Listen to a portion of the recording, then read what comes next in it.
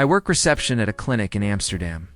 An American woman arrived, waved her insurance card at me and said, "Blue Cross Blue Shield. You take it, right?" I told her we don't accept American insurance. She stared like I'd spoken Mandarin. "But it's international coverage." I explained she'd need to pay up front and file for reimbursement herself. She pulled out her phone, showed me her policy, and read aloud, "Covers emergency care worldwide." Nodded. "Yes, but we still need payment first." She leaned in. "So you're saying Blue Cross lied to me?" "No," I said. "Your insurance will reimburse you. We just can't bill them directly. That's the same thing as not covering it." She paid, but spent 10 minutes at the door explaining to another American how Dutch healthcare was a scam designed to confuse tourists. The other American nodded sympathetically and said, "They do this in Europe on purpose." My coworker in Stockholm once had an American ask if socialized medicine meant that doctors were volunteers. In Berlin, a tourist demanded to know why their prescription was so cheap and if the medication was expired. And in Paris, an American tried to tip their pharmacist for going above and beyond by handing them antibiotics. These stories never end. Let's dive in. If you're already seeing the pattern, here are the gaps. It's the misunderstandings, the blind spots. This is the level of clarity I break down every week. If staying informed instead of confused is your style, you know where the subscribe button lives. I work at a pharmacy near Gamla Stan. An American man handed me a prescription from his US doctor. It was on paper, handwritten, for Adderall. I told him I couldn't fill it. He said, "Why not? It's a legal prescription." I explained, Swedish doctors need to prescribe controlled substances here. He held up the paper. "My doctor wrote this 2 weeks ago. It's valid. It's valid. It doesn't transfer between countries." He asked to speak to the pharmacist. I am the pharmacist. The head pharmacist, then, I'm the only one here. He looked around like I was hiding someone. He pulled out his phone and called his doctor in Florida. On speaker, his doctor confirmed the prescription was real. I said that wasn't the issue. He asked what the issue was. Then, I repeated, Swedish law requires a Swedish prescription. He said, but American doctors are more qualified. I told him that wasn't how international licensing worked. He asked if I'd ever been to America.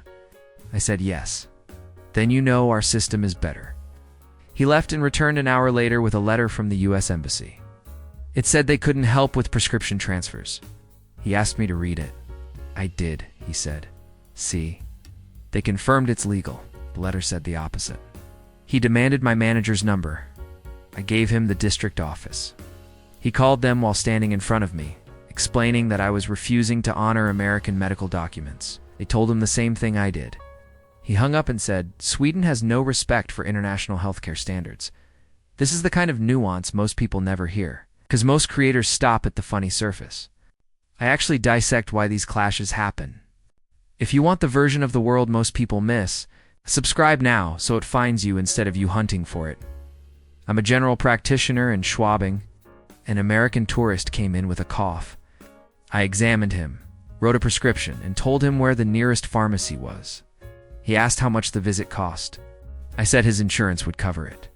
He didn't have European insurance. I told him the office visit was 45 euros. He laughed. For 10 minutes? That's illegal. I explained it wasn't illegal. He said in America, without insurance, a visit like this costs $300 minimum. So you guys just undercharge to make American healthcare look bad? No, I said. This is the standard rate. He insisted I was giving him a discount because he was American. I showed him the price list on the wall. Same for everyone. He studied it like it was a puzzle. Then he asked if the prescription was extra. I said no. The prescription is included. What about the pharmacy? That's separate. Standard price. He asked what that meant. I told him maybe 10 euros for common antibiotics. He went silent. Then, so for 55 euros total, I can see a doctor and get medication? Yes. He shook his head. This is socialist propaganda. He paid in cash, counted out exact change, and said, I'm reporting this to my insurance company. They'll want to know Europe is price fixing. I work registration at a hospital in Shibuya. An American man walked up, held out his wrist, and said, "I think I sprained this." I asked if he had Japanese health insurance. He said no, but he had traveler's insurance. I told him he'd need to pay up front. He asked how much. I said approximately 8,000 yen for the consultation and x-ray. He did the math. $70? Yes, he squinted at me. For a hospital visit? Yes. With an x-ray included? Yes. He asked if we were a real hospital. I told him we were a certified facility. He asked why it was so cheap. I explained Japan's healthcare system keeps costs regulated. He said, "But you're a capitalist." Yes, so why isn't this $4,000 like in America? I told him our system works differently. He said, "You're telling me Japan does healthcare better than America?" I didn't say better, just different. Sounds like you're saying better. He went through the whole visit, got his x-ray, saw the doctor, received a brace and pain medication. Total bill, 11,000 yen. $80. He stared at the receipt like it was a typo. He asked if I'd charged him correctly. I said yes. He asked me to double check. I did. Still correct? He paid, then asked for an itemized bill for evidence. Evidence of what? That healthcare in America is a scam. He took a photo of the receipt and said he was posting it online. Then he asked if he could come back next week for a follow-up since it's so cheap anyway. I'm a nurse at a tourist area clinic. An American woman came in with a fever. I asked for her insurance information. She handed me a card from Aetna. I told her we'd need payment up front and she could file for reimbursement. She said, "I have insurance." "That means you bill them," I explained. "We're not in their network," she said, "but I paid for international coverage." I told her international coverage doesn't mean direct billing everywhere. She asked what it meant then. I said it usually means reimbursement. She said, "So I pay you, then beg my insurance for money back?" That's the standard process. That's insane. She asked how much the visit cost. I said, 800 korunas. She converted it. $35? Yes. She paused. And the insurance will reimburse that? If her policy covers it, yes, all of it. Likely yes. She paid, but asked for a super bill instead of a regular receipt. I didn't know what that was. She explained it's an American detailed invoice for insurance. I gave her our standard itemized receipt. She said it wasn't enough. I asked what was missing. She listed 10 things. Procedure codes, diagnosis codes, provider NPI numbers.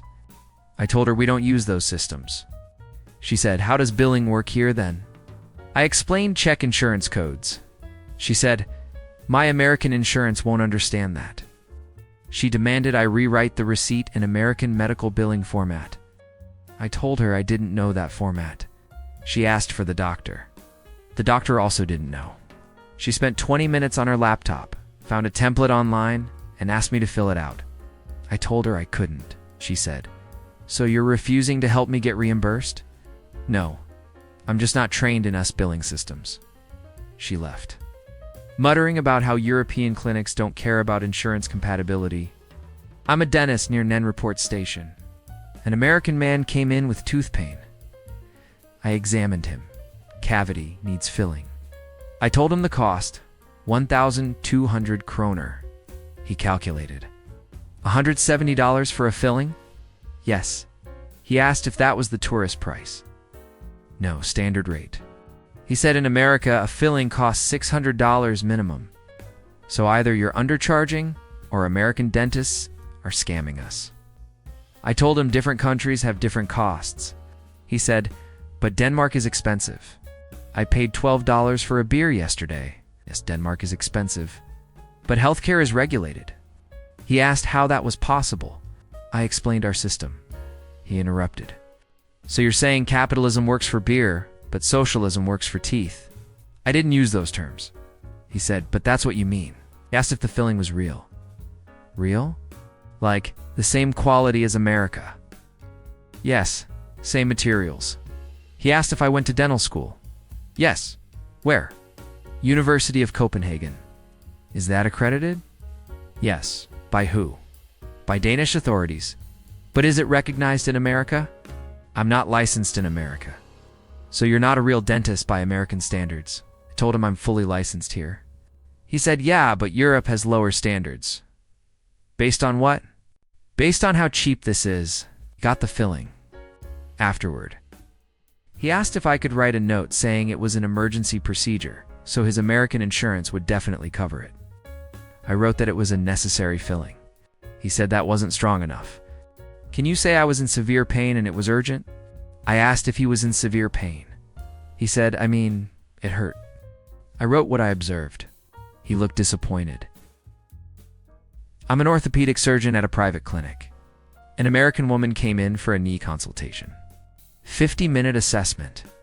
I reviewed her scans, explained the issue, recommended physical therapy.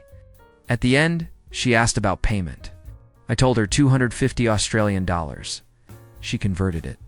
170 US dollars for a specialist? Yes. For almost an hour. Yes, she asked if I was board certified. I'm a fellow of the Royal Australasian College of Surgeons. She asked if that was equivalent to American board certification. I told her it's the Australian standard. She asked if I'd trained in America. No. And how do I know you're qualified? I showed her my credentials on the wall. She studied them.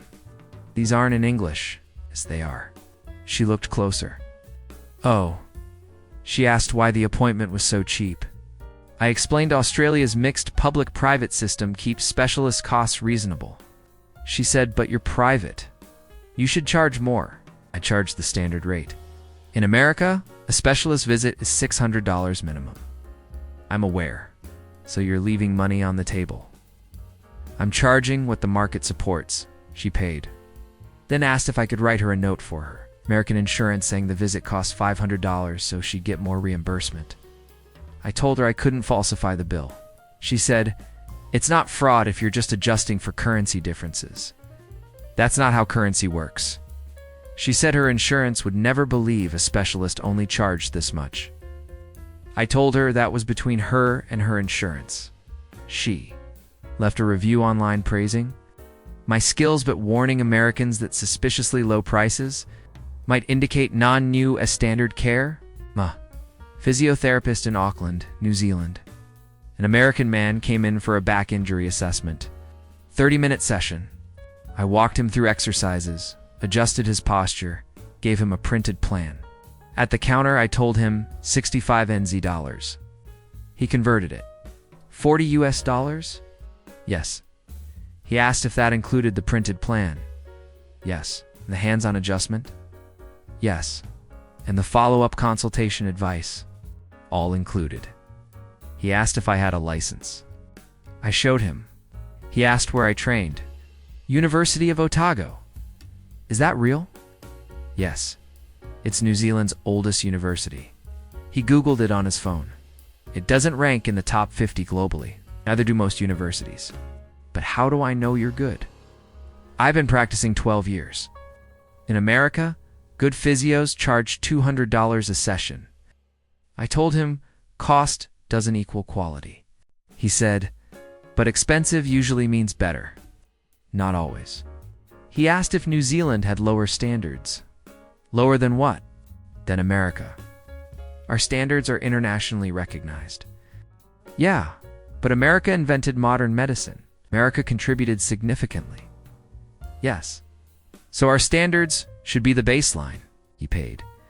Then asked for a receipt that said $80 instead of $65. Why? Because my insurance won't believe $40 is real. Can't change the amount. It's not fraud. You're just converting to American pricing logic. It's still fraud. He sighed. Fine. But they're going to think I went to a fake physio. He left. Then emailed me an hour later asking if I could write a letter explaining that New Zealand healthcare is legitimate, despite the low costs, because his insurance flagged the claim as suspiciously cheap. Your treatment was standard. The price was standard. If your insurance doubts that, the issue is with your insurance, you replied. That's exactly what a scam would say, working in healthcare outside America. It's explaining that affordable doesn't mean inferior. If this breakdown helped you see the bigger picture.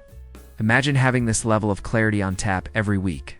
Subscribing isn't for everyone, but people who like staying 3 steps ahead tend to make that move every week. Someone treats low cost as evidence of fraud. They'd rather believe the entire world is conspiring to undercharge than accept that maybe, just maybe, their system is the outlier. Got your own medical tourism confusion story? Drop it below. And if you've ever convinced an American that cheap healthcare can still be good healthcare, you deserve a medal. Or at least affordable treatment for the headache they gave you.